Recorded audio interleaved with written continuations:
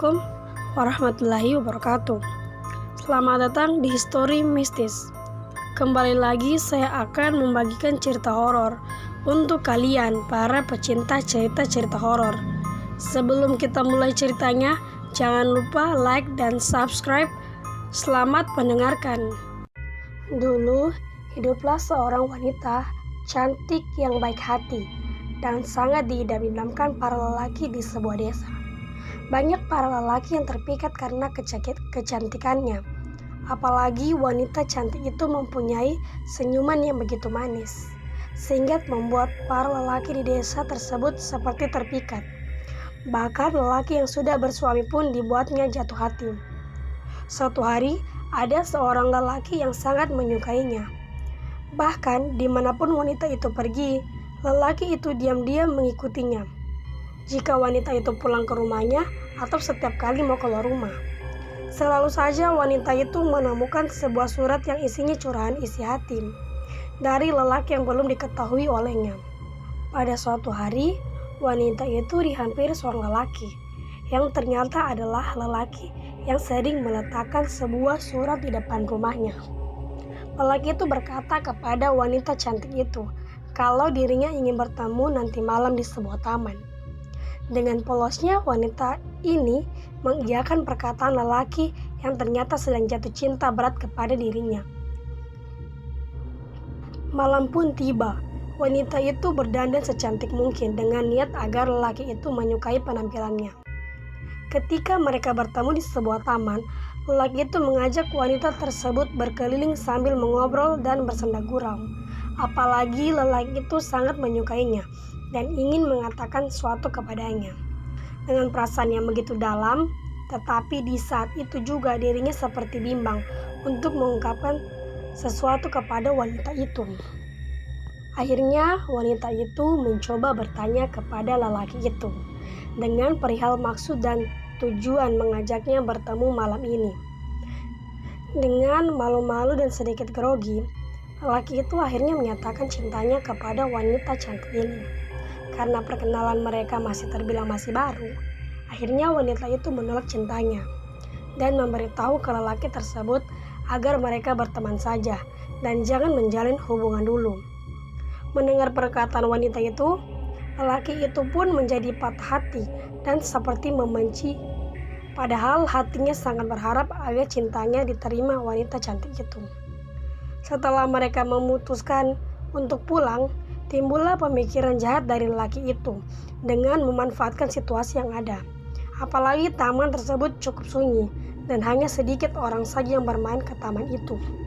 Awalnya lelaki itu pura-pura mengajak gadis itu untuk berkeliling taman dulu sebelum pulang, sambil memantau situasi mencari tempat yang cukup sepi dan gelap. Dan ketika itu tak banyak orang datang ke taman, bahkan hanya tinggal mereka saja. Akhirnya sang lelaki melakukan aksinya hingga wanita itu menangis dan meminta tolong kepada orang. Namun sayangnya tak ada siapapun di malam yang tragis itu.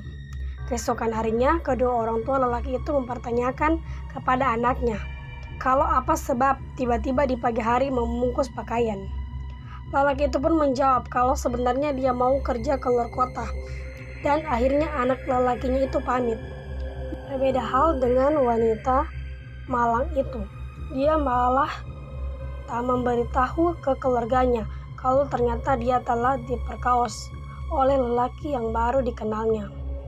Setelah beberapa minggu, barulah keluarganya tahu kalau dirinya telah hamil dan keluarganya meminta gadis malang itu untuk memberitahu siapa yang telah menyetubuhinya. Wanita itu mengatakan kalau dirinya telah diperkaos oleh seseorang yang baru dikenalnya di sebuah taman beberapa saat yang lalu. Mendengar perkataan wanita itu membuat keluarganya murka akan hal menimpa anaknya dan segera mendatangi orang tua pelaku tersebut. Tetapi ternyata lelaki itu sudah pergi ke luar kota. Pihak keluarga pelaku tak mau bertanggung jawab karena setahu mereka anak lelaki itu merupakan orang yang baik dan tak mungkin melakukan aksi keji seperti itu. Mau tak mau wanita malang itu harus menahan kesedihannya sendiri. Bahkan beberapa keluarganya malah menjadi benci terhadap dirinya. Setelah 9 bulan berlalu, dan tinggal menunggu harinya untuk melahirkan. Wanita itu dihantui frustasi berat, apalagi beberapa orang dan tetangganya sendiri mengatakan kalau wanita itu seorang wanita tidak baik dan mengatakan kalau nanti anaknya adalah anak tanpa wali. Kesedihan yang mendalam membuat wanita itu menjadi sakit dan tak berdaya hingga di saat detik-detik dirinya untuk melahirkan, wanita itu tak punya kekuatan dan akhirnya meninggal bersama janinnya. Kematian wanita itu membuat gempar seluruh warga desa. Dan di malam harinya terjadi hujan deras dan angin kencang. Warga yang melihat kejadian aneh itu mengkaitkan dengan kematian wanita malang itu. Tibalah suatu malam ketika keadaan di desa itu sedang sunyi dan begitu sepi. Ada seorang pria parubaya yang sedang merokok di halaman rumah melihat seorang wanita hamil berjalan pelan dari kejauhan sambil mengelus-elus perutnya. Di bawah lampu jalan desa yang remang-remang, wanita itu seperti memandangnya dari kejauhan dan berjalan ke arahnya. Sambil merokok, lelaki parubaya itu melihat dengan serius siapa wanita yang hamil besar tersebut. Sesekali lelaki itu melihat arah lain dan ketika melihat wanita hamil misterius itu dan tak disangka ternyata wanita itu tiba-tiba menghilang. Di malam berikutnya ada seorang ibu-ibu yang sedang duduk di teras rumahnya bersama anak gadisnya sedang asyik ngobrol hingga larut malam. Setelah memutuskan untuk masuk dan ingin tidur, tiba-tiba ada seseorang wanita hamil dengan baju putih kusam dengan rambut acak-acakan berdiri tepat di depan halaman rumah mereka. Anak gadis tersebut mengatakan kepada ibunya, siapa wanita itu? Apalagi wajahnya yang menghadap ke samping. Jadi mereka tak mengenalinya. Si ibu yang penasaran menegur wanita hamil itu berkali-kali dan mengatakan, adik mau ngapain ya di sini? Tetapi wanita itu tak merespon hingga ketika si ibu mengatakan, kamu siapa ya? Malam-malam begini di depan rumah orang.